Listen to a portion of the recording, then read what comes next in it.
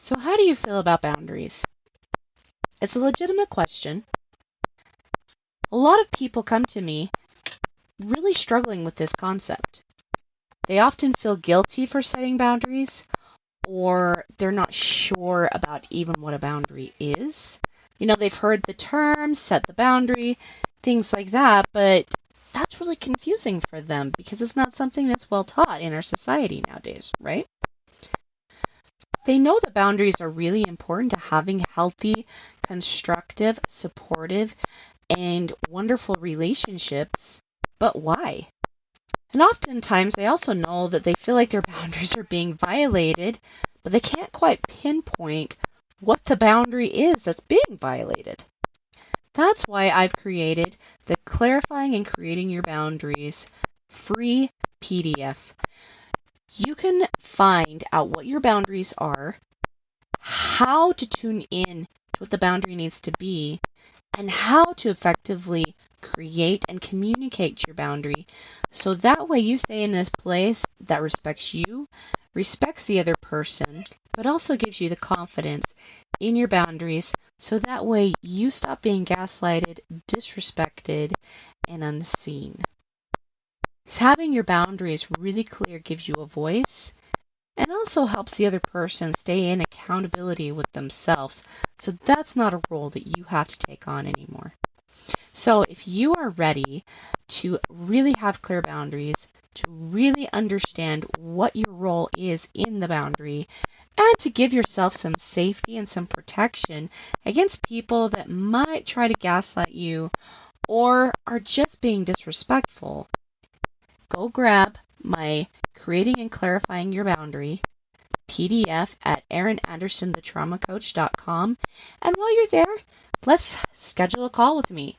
Come have a chat with me so that way I can really, really help you master this particular skill, creating boundaries, clarifying the boundary, communicating that boundary, and so that way I can also help you have relationships that show up to support you, cherish you, and love you.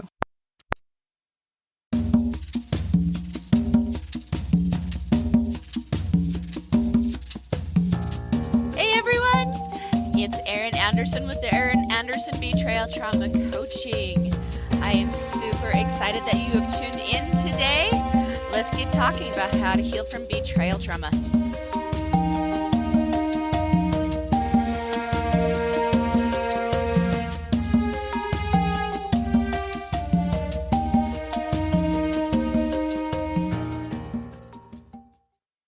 Welcome to the other side of the struggle. This is a podcast where we talk about trauma, how to heal it, and then how to take it and use it to unlock your mission and your potential, and to use it to live your very best dream life. When you're dealing with betrayal trauma, it can be hard to know how to heal it, how to stop the pain, and to know what your next steps are to take in your own life. And these are the questions that we try to answer here. Trauma has the ability to rob us of our joy and identity, which is why it's so miserable to experience. But with the right tools and with the right mindset, we can totally reclaim that joy and even use this trauma to strengthen ourselves so that way trauma does not knock us off of our joy again. Living your dream life should be a non-negotiable, but trauma tends to try to negotiate that with you. And even though trauma is not something that we will completely ever be free of in our life, the pain is negotiable. This is why I created Erin Anderson Betrayal Trauma Coaching and this podcast, is because I want my listeners, I want my clients to live, truly live free from the prison that trauma can put you in. I want you to live on the other side of the struggle.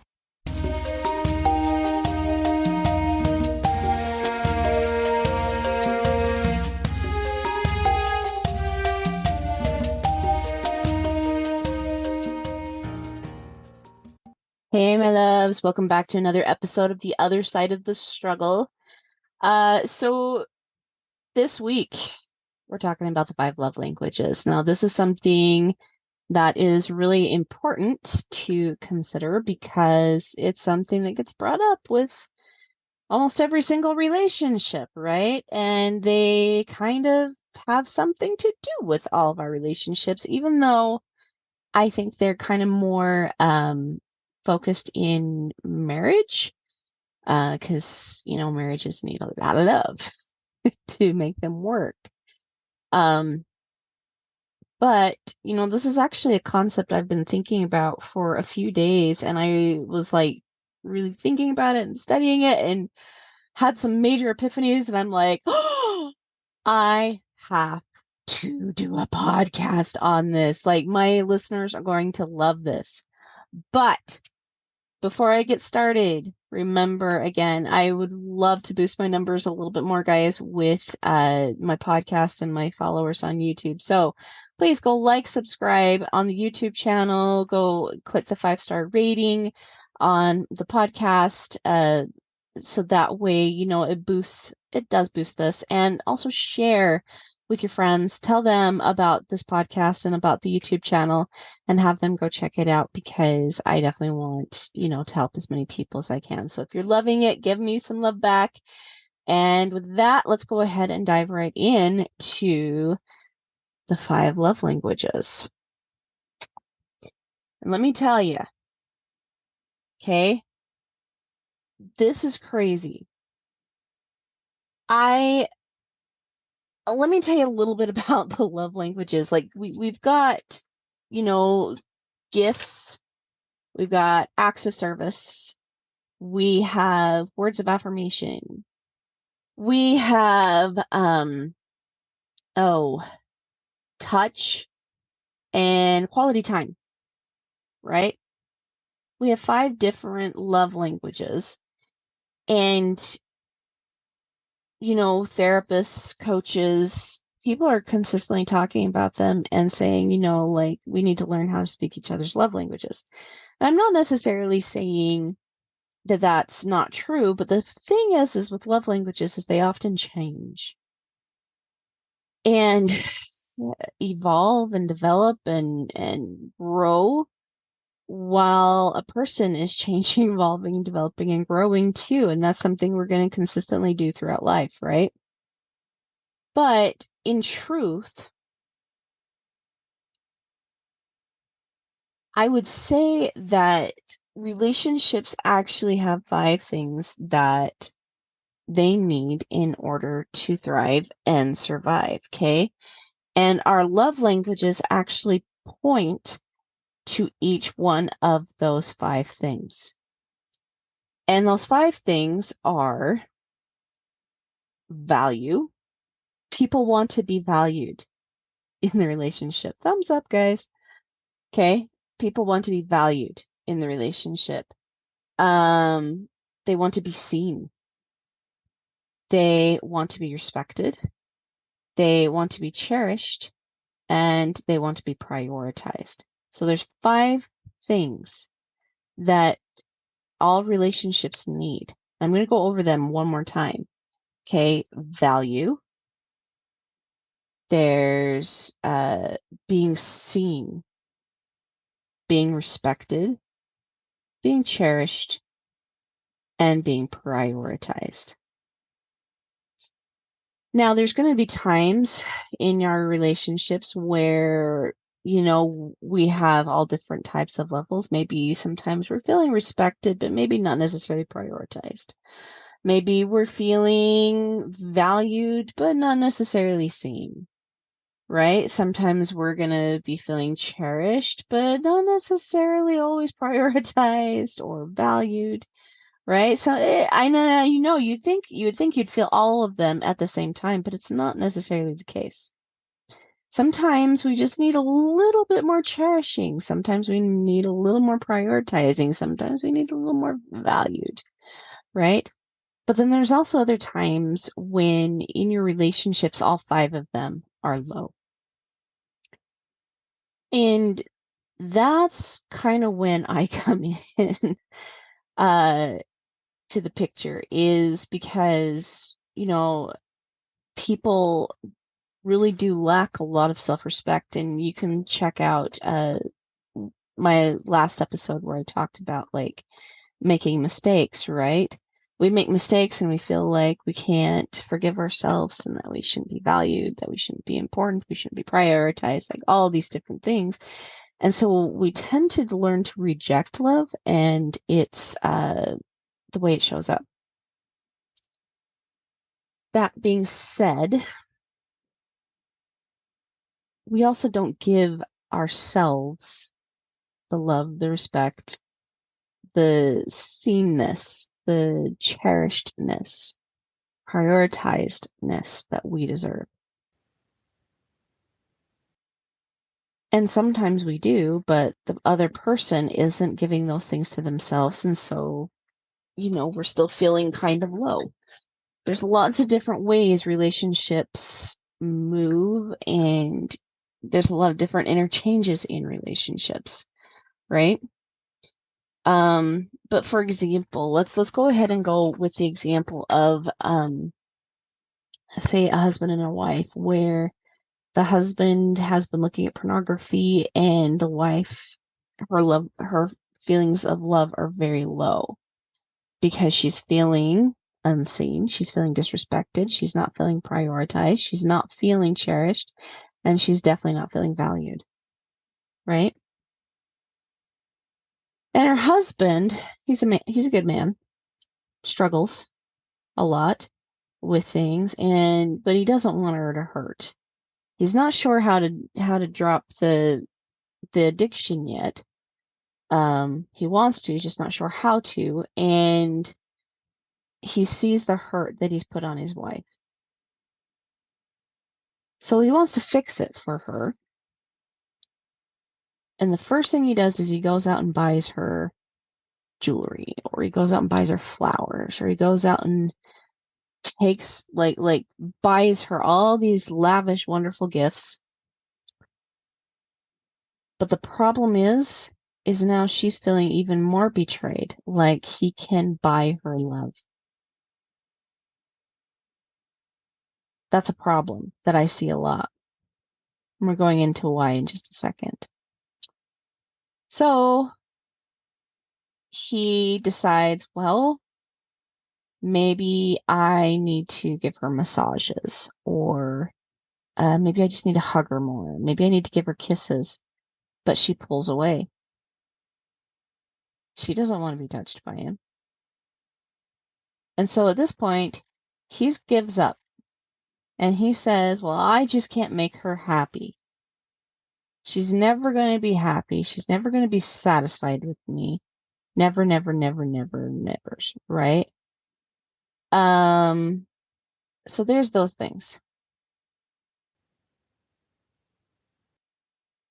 But what the truth of the matter is when those love languages are low, we really need instead to focus on the gateways to opening that relationship back up and helping it flourish. Okay? Because the thing of the matter is people do want to be seen. They do want to be valued. They do want to be cherished. They do. They absolutely do, but it feels ingenuine when it's coming from someone who has been in a state of betrayal. But what is not ingenuine is actually telling someone why you love them. Those words of affirmation, right? Because they're being seen in those moments.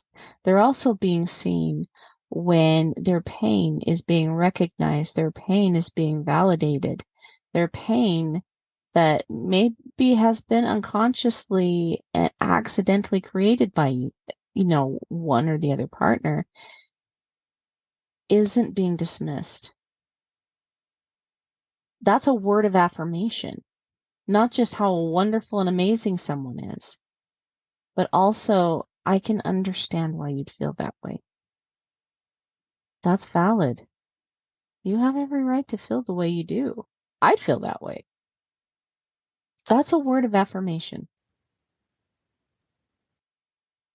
Another thing is acts of service. Respecting somebody's time, respecting their talents, giving them the opportunity to rest,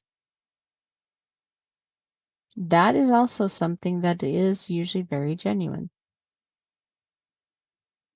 And that can come with words of affirmation. And quality time. Making sure, like if the husband would actually make sure that he was planning dates, paying for the dates, making sure they were fun, also making sure that if she needed to share how she was really feeling, that she had a safe place in him. Those are all so incredibly important. And then he's able to bring in the gifts as well as the physical touch. And then all of a sudden things shift and change and grow, because the truth of the matter is, when we are giving words of affirmations, we are seeing someone, truly seeing someone. There's that one physical need, or that one love language need, that need in that relationship is to be seen. When they're taking time, quality time for that person, they're feeling prioritized. When they're serving, when they are giving those acts of service, they are respecting. They're respecting their time, they're respecting their energy, they're respecting who they are, because they know exactly how to get in and serve that person, right? And then we begin to feel and accept the value and the gifts and being cherished, that physical touch. This is why the 5 love languages have worked so well, is because they do nod to the 5 different things that every relationship needs: value, cherished, seen, prioritized, and respected. Right? Now, there's one problem though with the 5 love languages. It has been taught in such a way that you only need to focus on one. The truth of the matter is relationships need all 5 of those love languages to thrive. We actually need to do all 5 of them. Maybe one of them a little more than the others, and a few of them a little less than the others. Take the situation with the husband and wife, right? He needed to do more acts of service, words of affirmation, and quality time more than what he did the gifts and the touch, right? So it wasn't about just one thing. It wasn't about just elevating just one thing. It's about elevating the love by doing all 5 at some point. Okay? And the thing is if you truly do love somebody, you naturally do all 5 of those, because you do want them to be seen, valued, cherished, respected, and prioritized. What about, say, an entrepreneur and working with a client, right? We definitely want to speak these love languages to them as well, because our clients, especially for me, as a coach and as an influencer, I want my clients and my followers to know that I see them, I hear them, I love, and that's part of being seen and heard. I love them. I respect them. I prioritize them. I cherish them. Like all of the different things that happen when, we're in relationships. I may do like a free masterclass, right? To serve my people. A gift. I have freebies that I give away, right? Touch. Now I can't just physically reach out through the screen and like touch someone, right? But I do actually get out and meet with my clients, and I've gone to lunch many times with clients. I do nights of healings with some of my clients, right? Like, so I'm actually getting out and touching them, but there's also other ways to touch. Have you ever heard of somebody say, like, I feel so touched? When we deeply connect to someone and we deeply understand them and we write for them or we speak to them, give them hope, give them clarity, and help them feel amazing, they're going to feel touched, right? And so there's more than one way we can touch someone and help them feel cherished. And then, and you have to forgive me, guys, I have my notes and I'm looking at my notes, but let's see, we've talked about prioritized, seen, valued, and then respected. Like I said, these are all things that my clients also need to feel from me. So, we may, like I said, we might do like tours, we might give out freebies, we might connect in any single way we possibly can with you, just so that way you feel like you can have an amazing experience with us, because that is exactly what relationships are. Having good experiences with other people. So, yeah, love languages are great. I have nothing at all against love languages, and I think it's really good to know them because it helps us to realize that what they are needing to feel from us specifically, and the action that's associated with that feeling, right? Because if somebody's wanting to feel prioritized, we know for a fact then we need to work on our quality time. If they're wanting to feel seen, then we need to work on our words of affirmation. If they are wanting to feel respected, we need to work on the service. If they want to feel cherished, how can you touch them? How can they feel touched? And if they're wanting to feel valued, well, what gift can you give them? Okay. I hope this was helpful for you guys. And again, don't forget to like and subscribe. Go give the podcast a 5-star review if you're loving this content. And if there's anything that you guys would love more from me, please don't hesitate to reach out.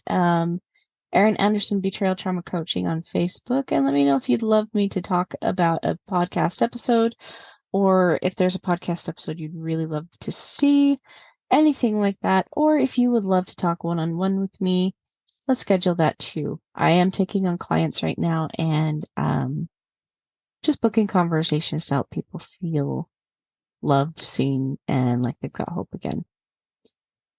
All right, my loves. Until next week, I'll see you on the other side. Bye.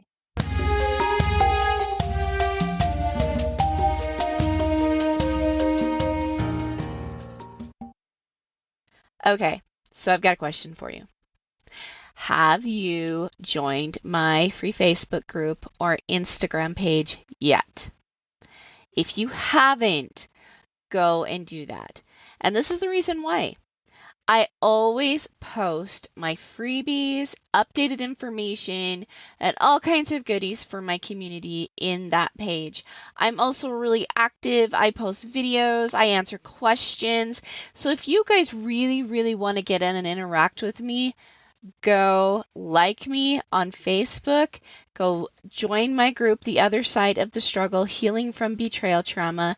Come find me on Instagram, Erin Anderson, Betrayal Trauma Coach, and come follow me because I always have something good there just for you, my audience, and I love connecting with you there. I also post anytime that I have groups going on. I talk sometimes about my programs. So if you guys are interested in working with me or even just following me and getting as much free content as you possibly can, go hang out in my group. Go connect with the ladies that are there. Also come and join Immune and Unashamed for those married couples that are following me, because in that group, me and my business partner, Kyson Kidd, are also talking and offering some great content.